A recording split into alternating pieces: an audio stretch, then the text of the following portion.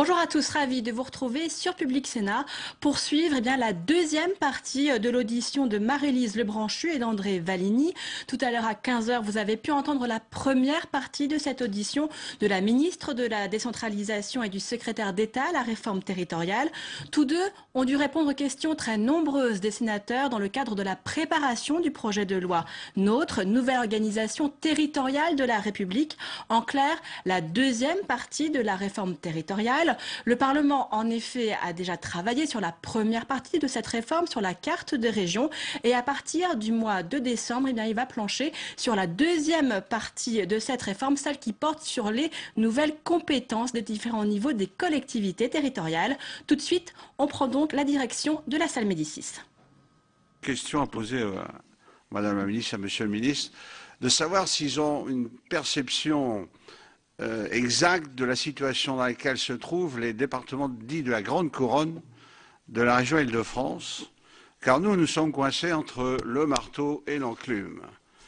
Donc il y a une belle métropole qui va se développer, qui ressemble exactement à l'ancien département de Paris que nous avons supprimé il y a 50 ans, et nous étions dans l'ancienne Seine-et-Oise.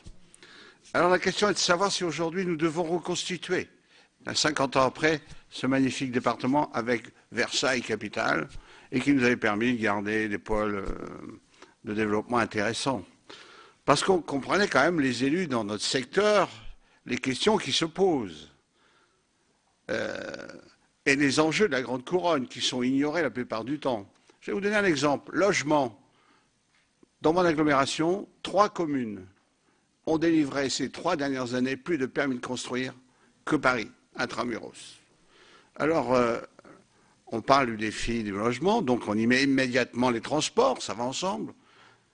Qu'est-ce qu'on apprend? Que la future métropole revendique la maîtrise des transports. Comment couper à Épinay, à la limite du Val d'Oise et d'Argenteuil, il y a une route qui sépare où on est le Grand Paris avec des moyens et où de l'autre côté, vous avez le droit quand même de végéter encore quelques décennies, avoir des transports décents. Alors, nous sommes en périphérie, donc nous sommes des petits, tous des petits mammifères qui tournent autour du Soleil, mais nous, on a une double accélération. Parce qu'entre la métropole et puis des régions périphériques en pleine évolution dans leur géographie, comment fait-on? Que devenons-nous? Alors j'imagine que le Premier ministre, qui devrait être dans une situation un peu comparable, a sûrement des idées. Mais pour ce qui nous concerne, nous sommes totalement dans le brouillard. Alors, qu'est-ce qu'on doit faire? Que fait-on? Et une dernière remarque. On parle beaucoup de maintenir les départements ruraux. À la limite, nous demandons que nos départements qui ne sont pas ruraux, ou que partiellement ruraux, soient maintenus. Parce qu'entre une région de 12 millions d'habitants, la métropole et des agglomérations, les agglomérations, elles vont disparaître. Nous avons besoin du territoire où nous avons appris à travailler ensemble depuis 50 ans. Nous avons besoin de maintenir les départements. Ou alors je ne sais pas comment on va travailler. Parce que la proximité, elle ne sera pas à la région et tout ne sera pas transféré aux agglomérations. Alors, je joins mes doléances pour que les départements de plus d'1 million d'habitants aient le même sort que les départements ruraux. Merci, cher collègue. Monsieur Botrel. Merci, Monsieur le Président, Madame la Ministre, Monsieur le Ministre. 2 questions.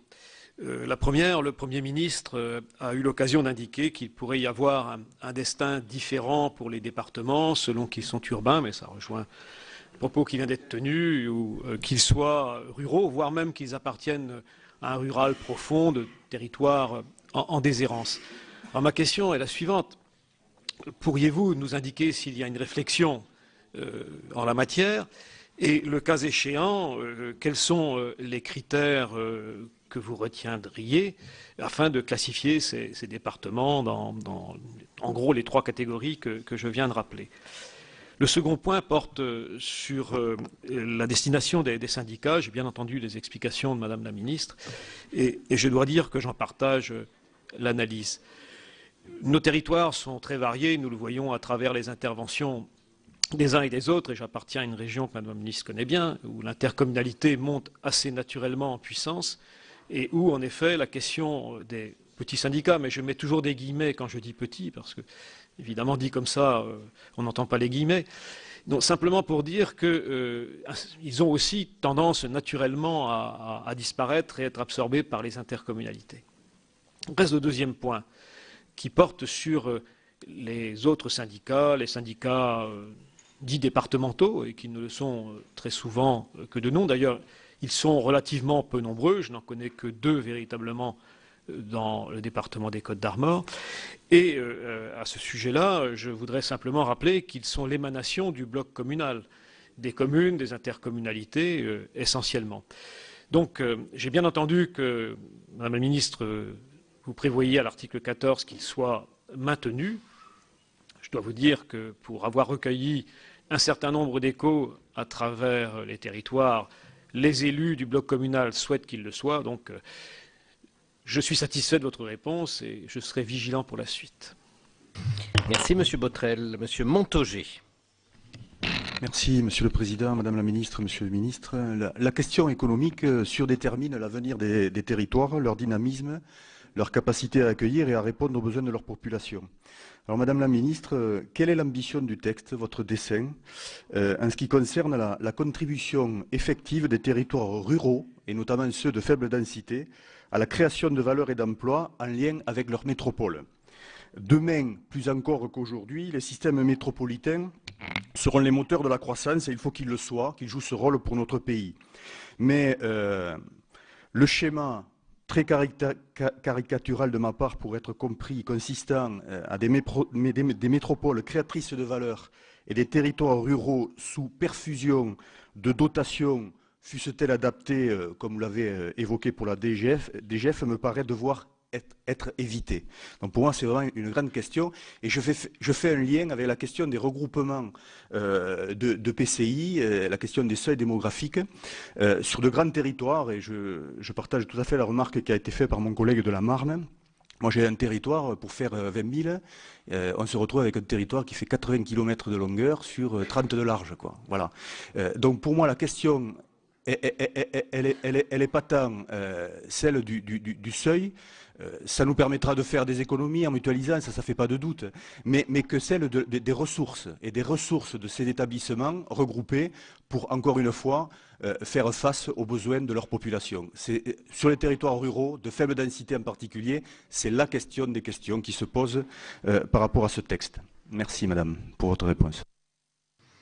Merci cher collègue. Monsieur Bonhomme. Monsieur le Président, Madame la Ministre, Monsieur le Ministre, juste un élément, c'est vrai qu'entre le texte issu de documents du mois de juin et septembre, il y a eu beaucoup d'évolutions. Malheureusement, il demeure beaucoup d'ambiguïté. On a le sentiment que le gouvernement a fait un pas de deux et en essayant de créer des nouvelles notions comme la clause de solidarité territoriale qui demande vraiment d'être précisée. D'autre part, il me semble que la faute originelle vient de cette fameuse seuil de 20 000 habitants. C'est vrai que pour la plupart de ceux qui sont dans les territoires dits ruraux, je veux dire entre la montagne et l'agglomération, il y a quand même beaucoup de départements qui sont concernés, avec des situations très précises. Ce seuil est mortifère et va créer des situations, effectivement, il risque de se voir diluer le sentiment d'appartenance de ces territoires. D'autant plus que cela se fait dans un contexte double, qui n'est pas dans le texte, qui est un contexte de raréfaction de l'argent public avec la baisse des dotations, qui ne manquera pas d'avoir des conséquences, qui a déjà des conséquences sur la situation financière des départements qui est fortement dégradée, hein, les taux d'endettement, l'autofinancement s'est déjà dégradé et va se poursuivre. Donc on va avoir des départements qui vont être, en tout cas sur le plan financier, va être affaiblis et dépouillés de leurs principales compétences pour n'être plus essentiellement qu'un prestataire social. Et en dépit de la clause de solidarité territoriale qui me mérite d'être précisée, on voit mal comment cette architecture peut fonctionner. Donc il y a quand même ce souci de seuil de 20 000 habitants que je crois que vous devriez abandonner parce qu'il n'y a pas de notion opérationnelle, sinon celle des sinon celle issue des documents INSEE qui établissent ce que c'est qu'un territoire en termes de bassin de vie. L'autre ambiguïté vient du mode d'élection. Alors, ce n'est pas le texte, mais le mode d'élection des conseillers généraux a changé. Et d'avoir introduit des seuils des circonscriptions électorales de 18 à 20 000 habitants, alors même que la notion de territoire et de bassin de vie n'a pas d'opérationnalité sur le plan électoral, ça va encore couper en deux, couper les élus. On ne peut pas dire que le mode d'élection jusqu'à présent des conseillers généraux n'était pas démocratique. Il n'y avait pas plus démocratique que le mode d'élection d'un conseiller général. Et de ce fait, avec le mode de désignation directe, ça crée un lien très fort de proximité. Avec la notion de 20 000 habitants, ça va le couper de son territoire, qui est renforcé par la réforme du mode électoral qui a eu lieu il y a 1 an. Donc c'est un élément qui est contradictoire et qui ne va pas arranger les choses de ce point de vue. Et aggravé par une situation financière, je dis, qui s'est dégradée. Voilà, donc j'espère que vous aurez la sagesse de revenir sur ce point-là, qui me paraît essentiel.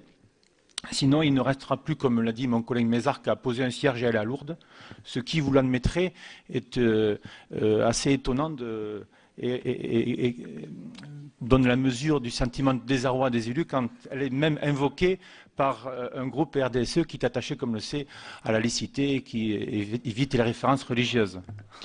Merci, mon cher collègue. Monsieur Jérôme Bignon, dernier intervenant. C'est nouveau. Merci, Monsieur le Président. Madame le Ministre, Monsieur le Ministre, il y a un point qui n'a pas été dit sur le seuil. C'est le problème de déficit démocratique qu'il entraîne. Quand vous êtes en zone rurale, que vous avez 85 ou 90 communes dans la pièce, avec 90 maires qui ont fait parfois 40 km pour arriver, qui rentrent dans une salle qui n'est pas équipée comme celle-ci, comme celle dans laquelle nous sommes, et on voit bien que ce n'est pas des salles si fréquentes dans les zones rurales. Ils sont au fond de la salle, il n'y a pas nécessairement de micro. Je coupe le micro, vous ne m'entendez plus là, et un certain nombre des collègues ne nous entendent plus. Et donc, l'habitude qui est prise progressivement, c'est qu'il y en a qui se mettent au fond en disant on vient parce qu'il faut venir, ils ne savent pas très bien ce qui se passe, ils repartent sans avoir très bien compris ce qui s'était passé, et ils ont un mal de chien. Je suis désolé, je caricature pas, c'est la réalité. C'est la réalité que nous vivons jour après jour dans les cantons ruraux. Je vais revenir sur les difficultés considérables pour les joindre. Vous allez me dire, mais on n'a qu'à leur envoyer, avec tout le haut débit qu'on a, les textes des délibérations sur leur Internet. Le problème, c'est qu'on n'a pas le haut débit. Et que quand vous avez beaucoup de communes qui sont à 512, elles ne peuvent pas recevoir les documents. Et on ne peut pas les prévenir que la réunion est remise, parce qu'on ne peut pas les joindre sur leur portable, puisqu'on n'a pas la téléphonie mobile dans les communes dont on parle là à l'instant. Faut penser que la réalité de la vie quotidienne des élus ruraux n'a rien à voir avec la projection qu'en font les urbains. Ils n'ont pas l'idée de ce qui s'y passe. J'ai fait une suggestion à la fin de ma campagne électorale, c'est que les stagiaires ENA fassent le tour des communes rurales de France pour comprendre de quoi il s'agit. Et je suis convaincu qu'ils changeraient profondément leur regard sur notre pays, en tout cas 85% de son territoire, s'ils avaient... Alors, je termine sur ce point qui est un déficit qui est grave. C'est que le résultat, c'est que les communautés de communes, pour fonctionner, délèguent au bureau 80%, 90% des responsabilités de la communauté de communes. Moyennant quoi, on écarte de la vie démocratique. Et après, on dit, mais on ne comprend pas pourquoi les ruraux ont un sentiment d'isolement. Mais on est en train de le créer, là, le sentiment d'isolement. Quand on fait cette taille-là, on accentue, on aggrave la réalité. Et je voudrais dire, Madame le Ministre, sans être insolent, que je ne connais pas beaucoup de communautés de communes à 80 communes qui sont traversées par des 4 voies. Il y en a, par hasard, mais il n'y a pas de sortie en général sur la 4 voies. Donc ça veut dire que, voilà, la 4 voies, il la regarde passer. Donc il faut être très prudent. Ce sont de petites routes qui sont de moins en moins bien entretenues parce qu'il n'y a plus de sous pour entretenir les routes. Les dotations pour l'entretien de la voirie départementale de catégorie 3 ont baissé de 50% en l'espace de 3 ans. Donc voilà, c'est cette réalité. J'ai terminé avec un autre point. Là, je vais choquer beaucoup de mes collègues, mais je m'y livre quand même. C'est à propos des DREAL. Je ne suis pas de la commission des lois, avec beaucoup de regrets, vous le savez, mais je suis à la commission du développement durable. Donc la sensibilité, la responsabilité des DREAL m'intéresse. Moi, sûrement les DREAL posent beaucoup de questions aux élus ruraux à cause des sujets qu'ils ont à traiter.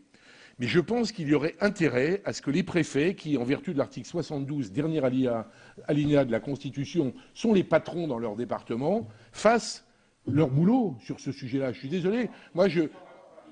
Mais non, mais j'entends bien. Mais le chef du département ou le chef de la région, c'est le préfet. C'est pas le DREAL. Et si les préfets ne veulent pas faire leur boulot, il ne faut pas qu'ils soient préfets. Il y a quand même un vrai problème.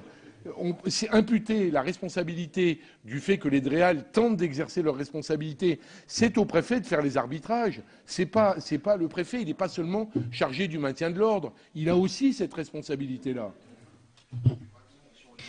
Bien, mes chers collègues, je vais dans un instant donner la parole à Madame le ministre et à Monsieur le ministre. Je voudrais simplement dire que parmi tous les débats qui ont été mentionnés, il y en a qui, en réalité, sont déjà derrière nous.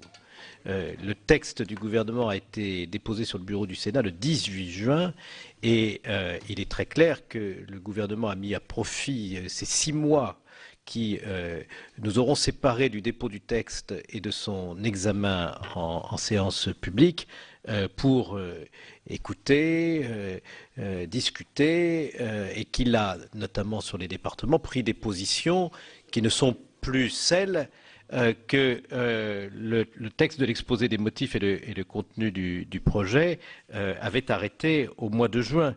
Le débat sur l'avenir des départements était un débat d'anticipation en juin, c'est aujourd'hui un débat rétrospectif. Chacun, naturellement, peut avoir son idée, et même le gouvernement, et ses membres, sur ce que deviendront les départements en 2020 ou en 2030, mais ça n'est pas un sujet d'actualité. Le seul sujet d'actualité en ce qui concerne les départements, c'est qu'est-ce qu'ils vont avoir à faire demain. Et là-dessus, évidemment, nous avons un débat qui doit déboucher sur le vote d'un texte qui ne peut pas, du point de vue du Sénat, être exactement, et même qui sera très différent de celui que nous avons actuellement sous les yeux, en tout cas sur ce point particulier. Nos collègues, plusieurs d'entre eux ont mentionné la nécessité de transformer ce texte en texte de décentralisation en ce qui concerne les régions. Il faut en effet sans doute que cette réforme territoriale coïncide avec les attentes du pays dans le domaine économique et dans le domaine de la création d'emplois. Et on ne comprendrait pas, après avoir dit qu'on veut des grandes régions stratèges et compétentes sur le plan économique, qu'elle n'ait aucune espèce de responsabilité nouvelle pour ce qui concerne la lutte contre le chômage et la reconversion des bassins d'emploi en difficulté. Sinon, à quoi servirait de faire aujourd'hui une réforme territoriale? On a là des sujets qui sont des sujets majeurs, auxquels s'ajoutent beaucoup de questions que vous avez posées, et les membres du gouvernement qui portent ce texte vont maintenant pouvoir y répondre. Mais les réponses les plus précises, la véritable épreuve de vérité, ça va être le débat des articles. Merci, Monsieur le Président. Effectivement, le débat des départements est derrière nous. Juste une remarque. Nous étions hier en discussion avec un certain nombre de pays européens sur les politiques publiques, les rénovations des politiques publiques nécessaires, parce que l'état des lieux montre que nous ne sommes pas totalement performants, puisque nous sommes en crise. Donc il y a quand même un sujet qui nous interpelle tous. Et les Italiens, par exemple, ont supprimé les provinces, mais viennent de créer les aires d'initiative territoriale. C'est-à-dire que cette nécessité d'un échelon de proximité est quelque chose que l'Italie vient de remettre à l'ordre du jour, mais avec un système, effectivement, de répartition de compétences et de lien total entre les élus et leur territoire qui nous interroge. Et je pense qu'on continuera à s'interroger dans les années qui viennent. Le Premier ministre a dit le changement de cap du gouvernement sur ce sujet. Moi, je dis toujours, il y a aussi noblesse à changer d'avis lorsque l'ensemble des parlementaires que vous avez en face de vous vous démontrent que le choix que vous avez fait n'est pas le bon.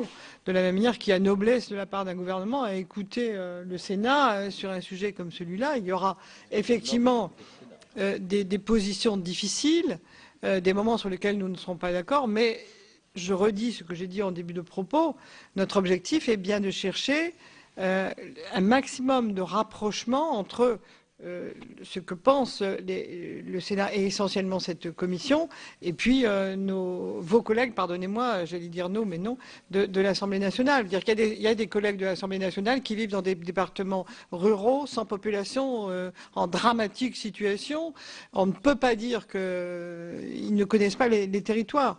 Moi, j'ai la chance aussi de vivre dans un endroit où ma communauté d'agglomération dans laquelle j'habite, que je ne dirige plus du tout, n'est pas traversée par un quatre voies. C'est pourquoi je fais différence avec celle pas très loin qui est effectivement qui a une voie rapide. Et il faut penser à tout cela.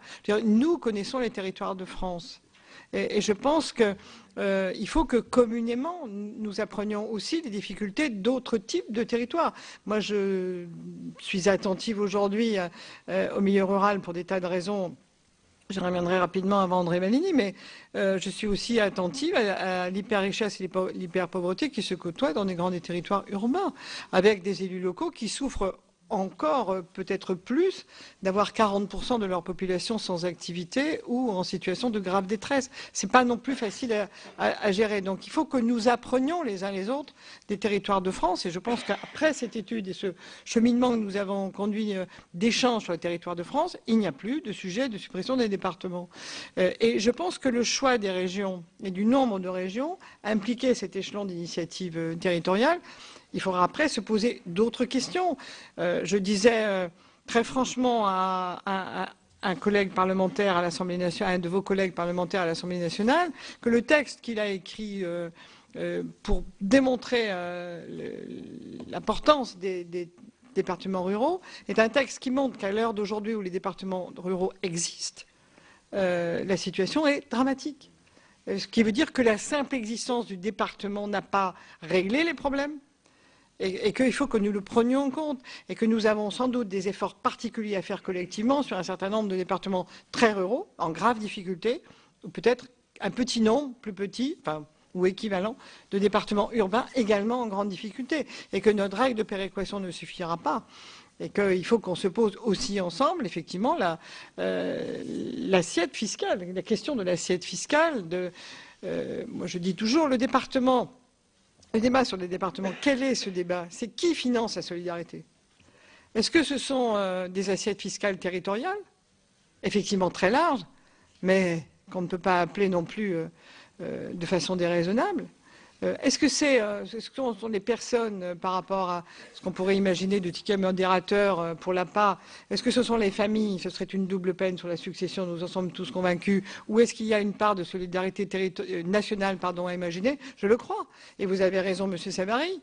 Sur le sujet PPE, RSA, ASS et ARE, qu'on avait oublié dans ce schéma global d'aide aux personnes les plus en difficulté, il y a un vrai sujet, parce que les départements qui ont peu de population ne peuvent pas être à ce point solidaires des populations les plus en difficulté. Donc ce sujet est un sujet majeur, est un sujet non pas de débat départemental ou rural, c'est un sujet de débat national sur le financement de la solidarité. Et j'entends votre argument de l'article 40, c'est vrai, que sur un certain nombre de points nous étions d'accord, et que peut-être en amont de la discussion, il faudra qu'on revoie ces sujets, le financement de la solidarité sur les établissements en particulier, et je mets de côté, parce que j'utilise cet argument comme illustration de mon propos, mais aujourd'hui, la simple existence des départements ne règle pas le problème. Et si moi je demande une réforme de la DGF, et si je demande à ce qu'il y ait un député et un sénateur qui s'occupent de l'analyse de la DGF aujourd'hui, c'est parce que le milieu rural ne peut pas continuer à vivre avec une DGF qui n'est assise que sur le bâti et la population. Et que si on veut ne pas supprimer l'équivalent d'un département tous les 10 ans, si on veut garder notre terre agricole, notre indépendance alimentaire, si on veut garder la périmètre de captage, les NDS, les Natura 2000, dont nous avons tous besoin, ne serait-ce que pour respirer, eh bien, il faut arrêter de n'avoir comme seule base que le bâti.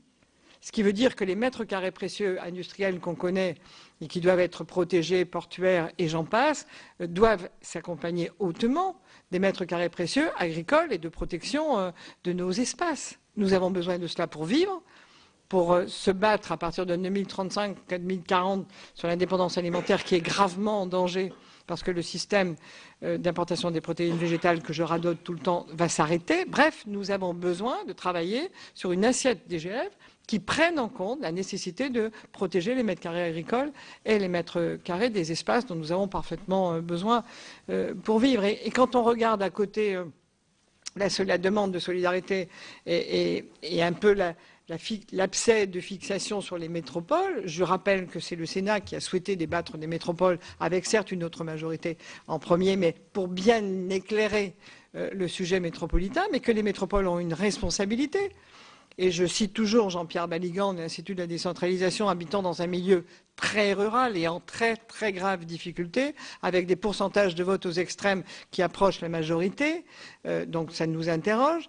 Eh bien, il me dit, moi, ce que je demande, milieu rural, à la métropole, c'est de loger les étudiants, et dans de bonnes conditions, de travailler sur leur mobilité, d'accompagner ceux qui vont en alternance. Aujourd'hui, il n'y a pas d'égalité de droit des étudiants parce qu'il y a des familles qui ne peuvent pas payer le logement ou le transport. Donc, je demande à la métropole, parce que le milieu rural ne veut pas, et avec juste raison, porter une université, c'est beaucoup trop cher, y compris sur les niveaux de Bac+3, je veux que la métropole accueille, et cette obligation-là de solidarité. Donc, c'est vrai qu'il faut aussi qu'on apprenne à échanger sur les sujets. Je vois que M. Mézard trouve que ce que j'ai dit est idiot, mais il y a longtemps que ça dure, donc ce n'est pas un problème.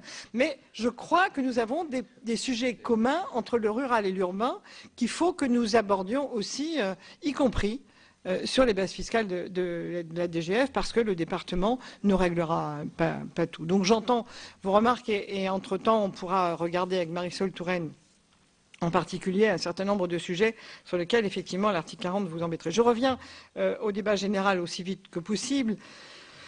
L'abcès de fixation sur les DREAL est un abcès de fixation sur le contrôle. Alors, on a les S qui posent un problème majeur, les questions de l'urbanisme. Madame Royal a décidé de revoir un certain nombre de procédures. D'abord, pas pour que les DREAL changent, mais pour que nos citoyens changent. Parce qu'aujourd'hui, nous sommes à 90%, il y en a qui sont bien placés pour le savoir, de projets qui ne voient pas le jour compte tenu des recours. Des recours, des contentieux, des manifestations, des recours, multiples recours, avec des projets. Un gros projet en termes d'urbanisme aujourd'hui dépasse 10 ans. Je parle de gros projets. Donc on a un vrai sujet de procédure à réécrire, de contentieux en amont et non pas en aval. Bref, tout ça est à l'œuvre entre André Vallini et M. Mandon et Mme Royal. On a un vrai sujet. Et ce n'est pas les DREAL le problème, c'est nos procédures. C'est nos procédures, c'est nos normes, c'est nos règlements. Donc là, nous voulons absolument revoir cela parce que le fonctionnaire qui fait son travail fait appliquer le droit. Et on ne peut pas le lui reprocher.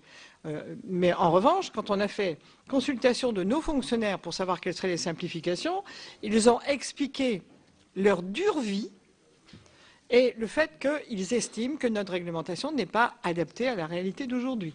Et ils proposent eux-mêmes des simplifications, des réécritures. Je pense que je ne crois pas que le sujet soit celui des DREAL seulement, mais des directs et DREAL. Quels personnels doivent être mis à disposition des régions ou bien quels personnels ils auront un droit de choix, vous le savez.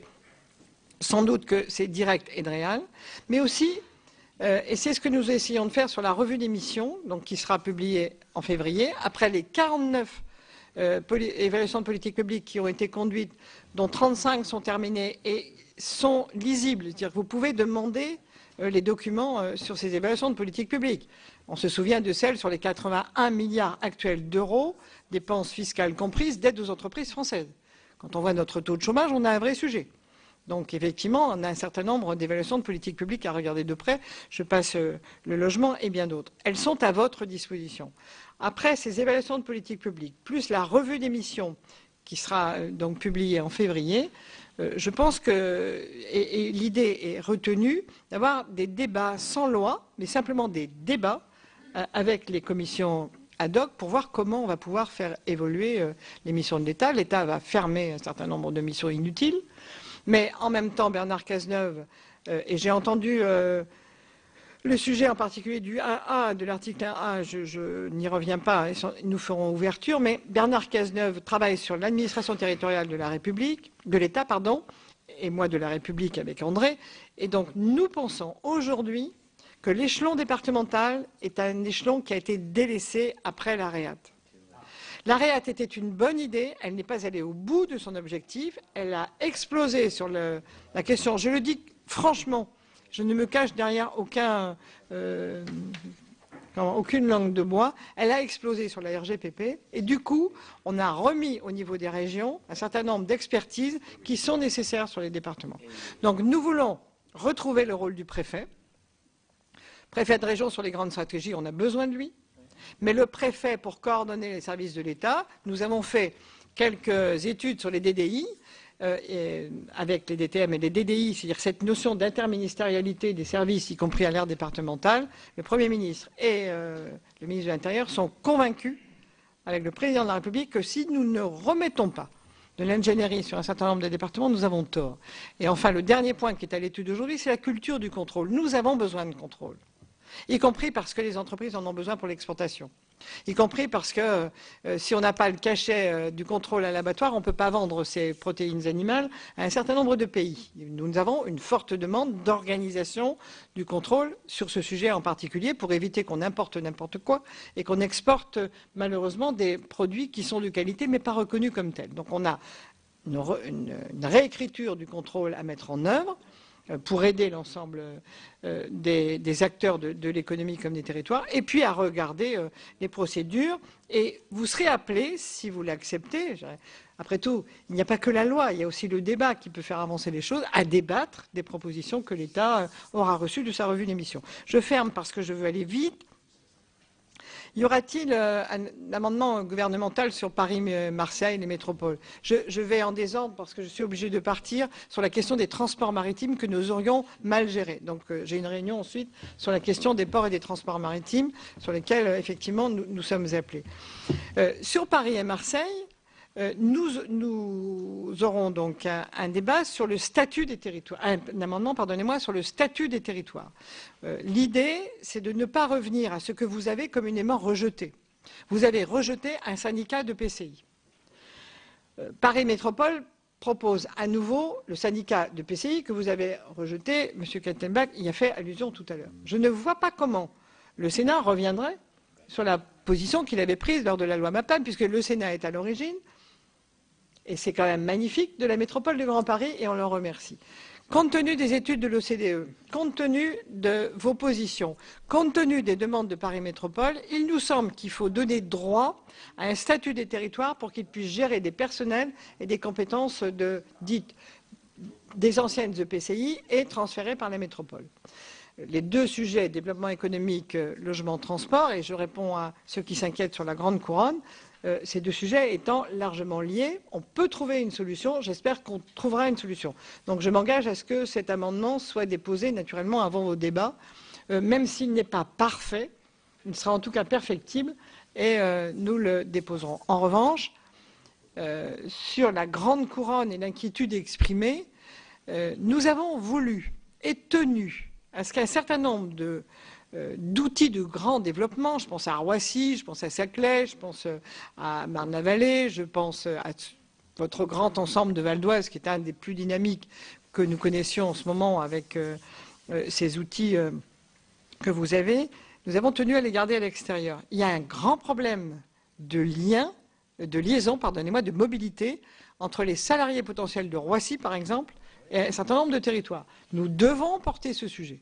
Nous porterons ce sujet. Il y a bien sûr, dans la continuité du gouvernement précédent, qui avait raison de poser la ligne de Grand Paris Express, donc on ne va pas remettre en question ce qui avance, on y a même mis quelques milliards. En revanche, il y a des zones comme la vôtre dans lesquelles, effectivement, il y a des impossibilités, puisque pratiquement, pour travailler d'une commune X à Roissy, il faut revenir par Paris pour repartir de l'autre côté. C'est aberrant. Donc nous allons engager ce travail avec la Grande Couronne et l'Île-de-France, dont je rappelle qu'elle a la compétence transport, qu'elle a un outil opposable, elle est la seule aujourd'hui à l'avoir, et qu'il faut qu'à l'intérieur de cette enchevêtrement institutionnel, on y voit un peu plus clair, donc on est d'accord pour avancer là-dessus. Donc, Monsieur Hyest, l'évaporation des départements, alors je ne sais pas où c'est écrit, peu importe, dire que on peut se tromper sur l'échelon. Mais j'ai dit, je suis le président de votre commission, on ne va pas discuter sur ce qui n'est plus à l'ordre du jour. En revanche, vous avez raison de poser le lien économie, formation professionnelle, service, post-bac, enseignement supérieur, recherche. Votre question est tout à fait pertinente. Non mais, pardonnez-moi. Votre question est une... Je ne sais pas comment dire pour que pas avoir l'air de vous juger. Vous vous souvenez, Monsieur Hyest, que dans un mandat précédent, si vous n'aviez pas été là, je n'aurais guère progressé. Donc, je veux vous dire que sur ce sujet-là, on a ouvert la porte de l'accompagnement vers l'emploi, qui suit ce que vous avez dit. On a prévenu le président du Sénat, après le président de la Commission des lois, que ce sujet est ouvert.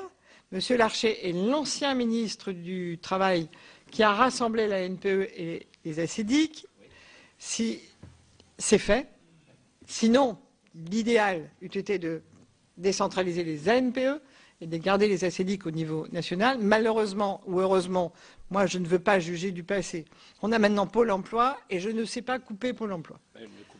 Donc je ne coupe pas Pôle emploi et nous allons proposer, Monsieur le Président, une expérimentation au sens de l'article 72 de la Constitution, donc convention par convention. Nous allons proposer cette expérimentation. Je sais que de votre côté, vous allez sans doute proposer des amendements.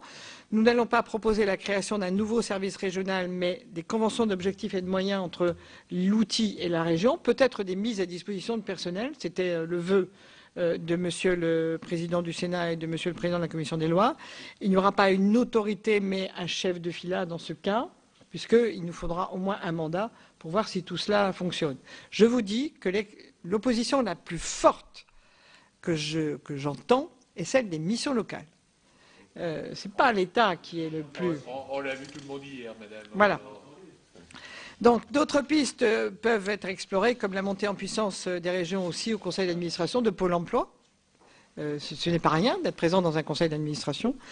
Le transfert de la tutelle des missions locales et des maisons de l'emploi aux régions, qui fait débat, mais j'ai envie de vous dire aussi violent que celui sur les départements. Et la fusion des structures d'accompagnement à l'emploi à l'échelle régionale. Nous avons posé tout sur la table. Nous sommes en phase d'expérimentation avec André Vallini, Thierry Mandon, le ministère de l'Emploi, pour voir comment tout ça peut s'articuler. Et nous ferons proposition, mais nous attendons également les vôtres, dont on sait qu'elles seront forcément pertinentes, n'est-ce pas, Monsieur Hyest. Sur le post-bac, vous avez raison. Les BTS sont à la fois des outils très qualifiants, parfois des outils refuges. Une famille qui n'a pas les moyens d'offrir une formation longue choisit le BTS. Donc il faut aussi que nous fassions attention à l'égalité des possibles pour les jeunes. Mais ce sujet sur l'enseignement supérieur est ouvert. Aujourd'hui, il n'est pas ouvert sur la pédagogie, il est ouvert sur les contenants, pas sur les contenus. En revanche, il est totalement ouvert sur les transferts de technologie, les incubateurs universitaires et les lycées créent des centres de ressources techniques, les lycées techniques avec leur BTS. Créent les CRT qui sont de merveilleux outils de transfert. Donc c'est vrai que sur ces outils-là, la tutelle de la région apparaît une tutelle bienveillante et peut-être à écrire. Je vais de plus en plus vite. Les uns et les autres avaient parlé de solidarité territoriale et de périmètre des intercos. Je laisse le détail à André, mais on n'a fait converger toutes les études, à la fois l'INSEE, CGET, sur les bassins de vie et les territoires vécus, pour avoir à la fois une interco qui fonctionne au maximum et qui soit efficace. Donc peut-être, et sans doute tu y reviendras, un de nos soucis reste cette appréciation négative que j'ai entendue à l'Association des maires de France, débat sur l'interco, vous étiez nombreux, sur la disparition de la commune. L'interco est le seul moyen, à mon sens, pour sauver la commune. Il y a beaucoup de communes qui ne peuvent plus répondre à demande de services de leurs citoyens, et je pense que l'intercommunalité forte est le seul moyen d'y répondre. Il faut qu'on soit très précis sur ses compétences. J'ai entendu que l'intérêt communautaire était consubstantiel de la pensée de l'AMF. Je ne suis pas certaine que dans tous les cas, il faille laisser le choix. C'est toujours le problème du heurt entre le désir et le droit. Même si le droit est souple, même si je crois beaucoup à la société du contrat, il y a quand même sur un certain nombre de compétences sans doute à ordonner les choses. Donc, le seuil de 20 000 est documenté, comme dirait un certain nombre de nos collègues, mais André y reviendra. J'ai entendu à partir de... Mais Madame Létard nous a quittés, mais non, elle est là. Sur les grands enjeux, les grands dessins, moi j'entends toujours ça et j'attends qu'on me les écrive. Je l'ai souvent dit, si vous avez la solution pour écrire en 30 lignes le grand dessin de cette histoire, moi je n'ai qu'un, c'est redresser le pays. Et redresser le pays, c'est répondre à ce que demandent nos citoyens aujourd'hui. Ils demandent de l'emploi, bien évidemment. Mais ils demandent de pouvoir vivre correctement où ils sont, ils demandent de plus en plus de services. Et comment on met en adéquation cette demande forte, la nécessité de redresser le pays, c'est-à-dire on défend ou on ne défend pas, mais le CICE est un engagement financièrement lourd qui nous oblige par rapport aux dotations des collectivités territoriales. Les 50 milliards d'économies, un engagement très lourd par rapport aux collectivités territoriales. Je ne vois pas comment on aurait demandé participation.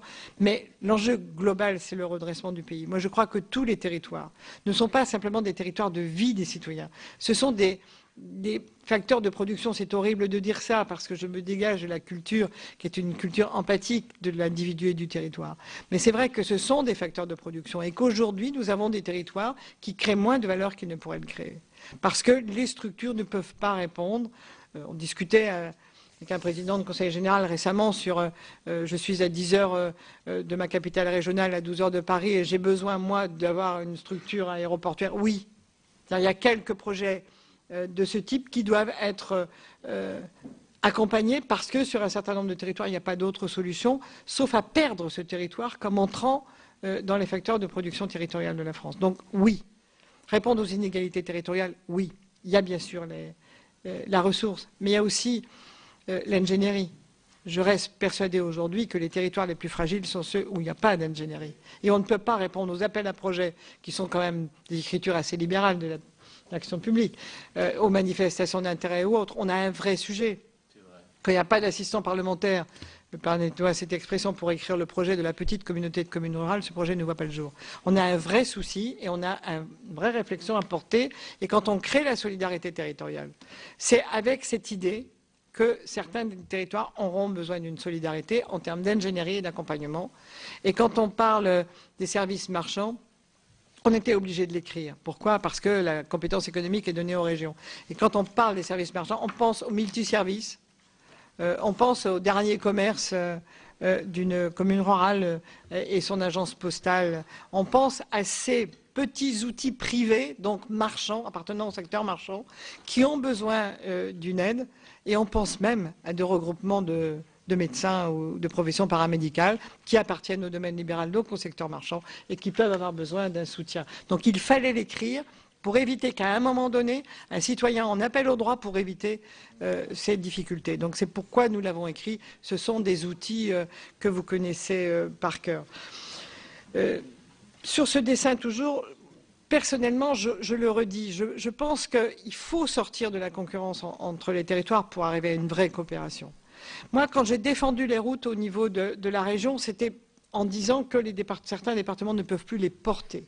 Et qu'au fond, la compétence régionale obligeait à une péréquation à la fois de fait et de droit pour porter ces routes. Si le Sénat pense différemment, il pense différemment.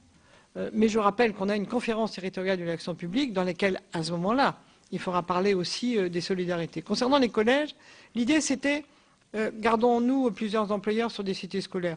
Si les parlementaires pensent majoritairement que le collège est mieux géré au niveau du département, alors regardons de près. Regardons de près. Et c'est peut-être dans la conférence territoriale de l'action publique que la région va demander à tel département ou tel interco de gérer une cité scolaire, lycée-collège. Parce qu'il y a certaines régions qui demandent et qui vont demander, qui l'ont déjà exprimé fortement, à ce que certains lycées soient aussi gérés, à condition que la ressource soit transférée par la collectivité régionale, bien entendu, par des départements. Donc, il ne faut pas croire qu'il y ait une espèce d'opposition qui soit dogmatique entre les régions et les départements. Je pense que si on a fait cette conférence, et je rebondis sur ce qui a été dit sur la clause de compétence générale.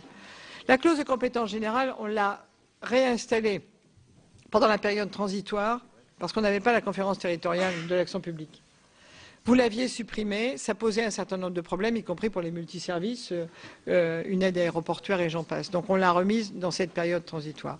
On peut l'enlever à nouveau parce que on a cette conférence territoriale de l'action publique et qu'on a créé la clause de solidarité territoriale qui évite un recours destructeur dont on n'a pas besoin sur les départements. Je crois que je vais arrêter là parce que cette réunion sur les transports maritimes est commencée. Je vais demander à André de continuer, y compris sur la responsabilité concernant les fonds structurels et des choses de ce type, où je dis juste sur les fonds structurels, si tu veux, on revient de la réunion avec la commissaire il y a 10 jours.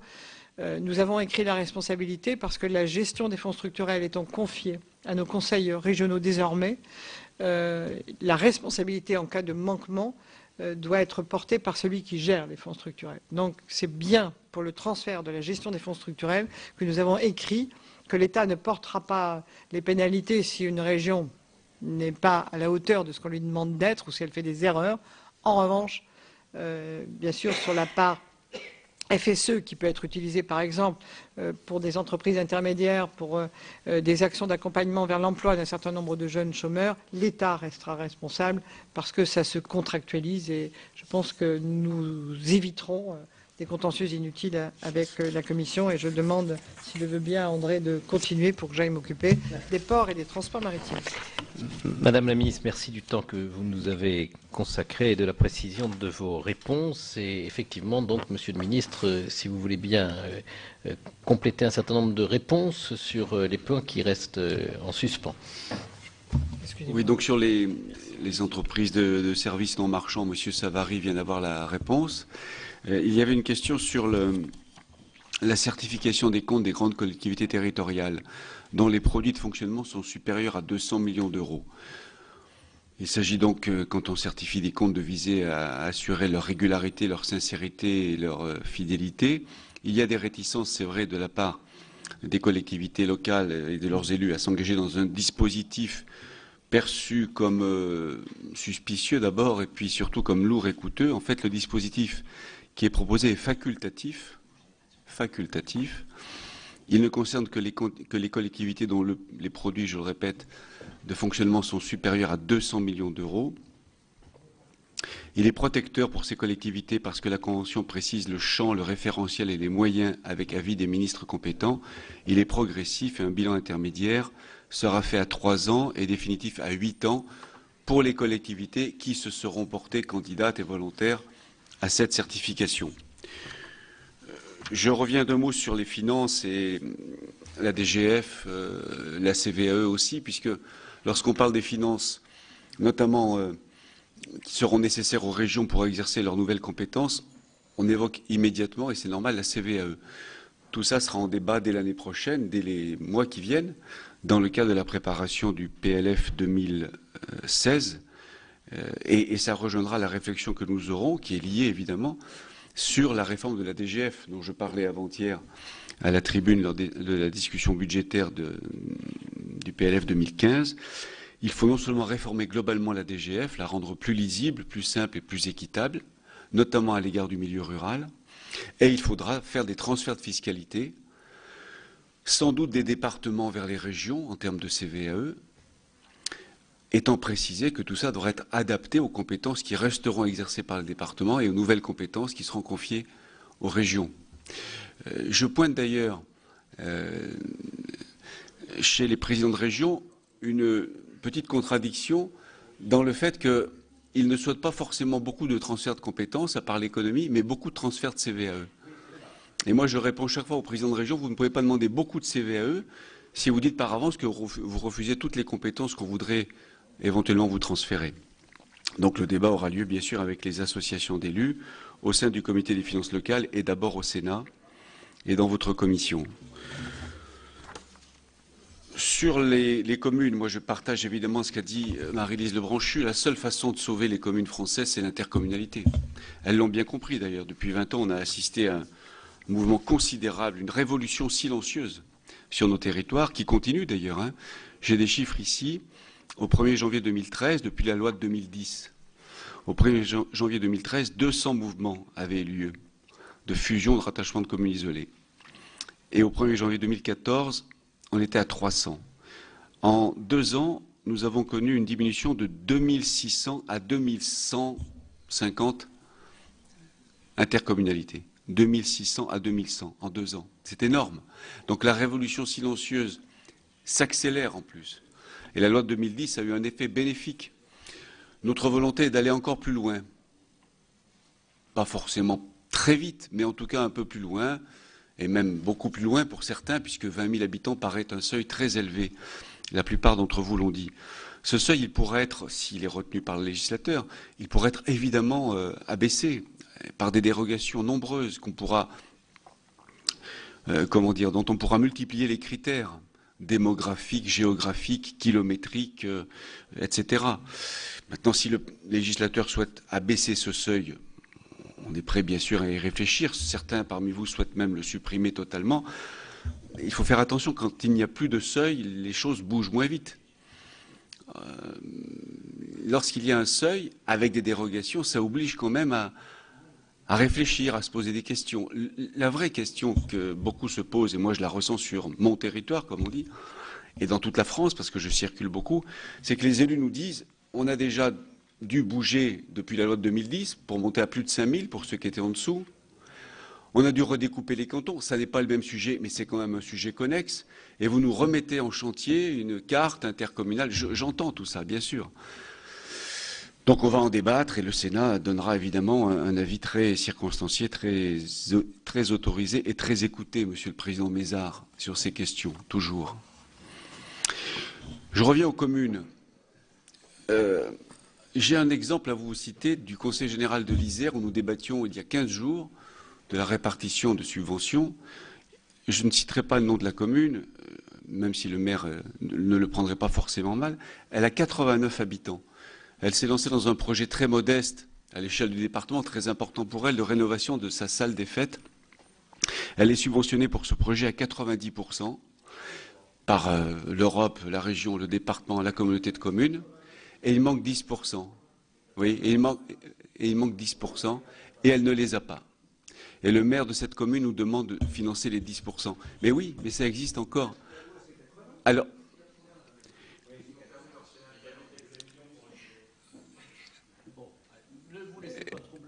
c'est vous dire si on peut se poser la question de la justification à ce jour de communes de cette importance. Et c'est vous dire si la PPL, la proposition de loi Pélissard et celle de Mme Pires-Beaune sont bienvenues dans beaucoup de départements. Et là encore, ça bouge énormément. Ces 2 textes, la future loi que vous avez adoptée hier matin en commission des lois, je crois, qui vient bientôt en décembre au Sénat, cette loi suscite beaucoup d'intérêt. Beaucoup d'intérêt. Dans mon département, j'en suis à près d'une dizaine de fusions qui sont envisagées. Sur les compétences des départements et des régions. D'abord sur les départements. Si on reprend le texte de ce qu'a dit Manuel Valls en avril 2000 de cette année, 2014, il annonçait que le débat allait s'ouvrir d'ici 2021 sur l'avenir des départements. Il ajoutait, moi-même, Manuel Valls, je suis favorable à leur suppression, mais je propose d'engager le débat. Jamais annoncé la suppression des départements avec une date couperet, jamais. Il a dit que lui était favorable et qu'il fallait qu'on y réfléchisse d'ici 2021.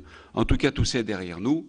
Ce qu'il faut savoir maintenant, c'est qu'on va de plus en plus vers, et ça heurte beaucoup les cartésiens que nous sommes, je n'ai pas dit les jacobins, mais on peut être girondins et cartésiens. Les cartésiens que nous sommes sont habitués à un jardin à la française, en termes d'administration territoriale de la République. Voilà. Et on sait bien que ce modèle n'est plus celui qui convient aujourd'hui. Et en disant cela, je réponds à Jean-Pierre Sueur qui demandait quel est votre dessein, votre grand dessein. Mais on peut avoir un grand dessein et une ambition modeste.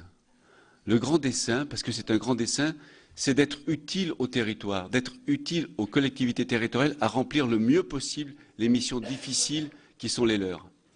Alors, voilà, c'est une loi qui a évolué au fil des mois. Pourquoi? Parce que le gouvernement a écouté le Parlement et les associations d'élus. C'est une loi qui donne des outils aux régions, aux départements, aux intercommunalités pour rendre les meilleurs services publics aux citoyens et aux usagers qui sont, on le sait, de plus en plus exigeants. Et je crois que ce qui caractérise notre démarche dans la poursuite de ce grand dessein d'être utile aux collectivités territoriales, c'est le pragmatisme. La France n'a plus besoin d'être administrée de la même façon de Lille à Perpignan ou de la Bretagne à l'Alsace. J'ai évoqué tout à l'heure la collectivité à statut particulier que souhaitent créer les Savoyards. Ça pose un problème, parce qu'au moment où l'on renforce les régions, et la future grande région Auvergne-Rhône-Alpes, notamment sur le plan économique, il serait dommage qu'une partie importante de cette région, une partie importante sur le plan économique, les deux Savoies, fasse en quelque sorte, et entre guillemets, sécession. Puisque dans cette collectivité à statut particulier, les Savoyards voudraient évidemment mettre le développement économique. Donc, il y a un vrai souci, on en parle avec les présidents des deux départements, mais il faut évidemment adapter l'administration territoriale de la République aux différents territoires de la République. Et je renvoie pour terminer à un rapport passionnant que vous connaissez mieux que quiconque, qui est le rapport du sénateur Alain Bertrand, sur l'hyper-ruralité notamment, sur le rôle des conseils généraux et sur la taille des intercommunalités. Le sénateur Alain Bertrand, que j'ai reçu il y a quelques jours, avec qui j'ai passé 1h30 formidable, parce qu'en plus il est très sympathique. Le sénateur Bertrand dit à quel point le sénateur Alain Bertrand dit à quel point il est important, notamment en milieu rural, d'avoir des intercommunalités de taille suffisante pour avoir de l'ingénierie, pour avoir un DGS, pour pouvoir rendre des services à la population. Comment 40 000, non. Ah non, mais pas en milieu rural, c'est pas possible. Si vous dites que 20 000, c'est déjà trop, alors c'est... Non, mais le sénateur Bertrand, sénateur de la Lozère, s'il y a un département rural, c'est bien celui-ci, lui considère qu'il ne faut pas avoir des intercommunalités trop petites, sinon elles ne pourront pas faire ce qu'on attend d'elles. Voilà, Monsieur le Président de la Commission des lois, ce que je voulais vous dire pour compléter ce qu'avait dit Marie-Lise Lebranchu. Merci, Monsieur le Ministre. Nous avons été très sensibles au fait que vous-même et Madame Lebranchu aient pris le temps de nous écouter et de nous répondre. Je remercie également tous les collègues qui se sont mobilisés nombreux un jeudi matin pour venir participer à cet échange. Voilà pour cette audition commune de Marie-Lise Lebranchu et d'André Valigny, respectivement ministre de la décentralisation et secrétaire d'État à la réforme territoriale. Tous les deux ont donc été auditionnés par les sénateurs venus très nombreux ce matin à propos du projet de loi NOTRe, nouvelle organisation territoriale de la République. Vous avez pu l'entendre, s'ils ont pris le temps de répondre à toutes les questions des sénateurs, eh bien, ils ne sont pas parvenus à faire taire leurs inquiétudes et sont restés relativement flous sur les grandes interrogations de ce projet de loi, que ce soit sur l'avenir des conseils départementaux et plus largement l'avenir des départements, ou encore le seuil des intercommunalités fixé ou non à 20 000 habitants. Vous pouvez toujours voir et revoir toutes les auditions sur notre site sur publicsénat.fr. Prochain rendez-vous de l'actualité parlementaire à 19 h pour 24 heures Sénat, le journal. On reparlera bien sûr de la réforme territoriale. Très bonne fin de journée sur les chaînes parlementaires.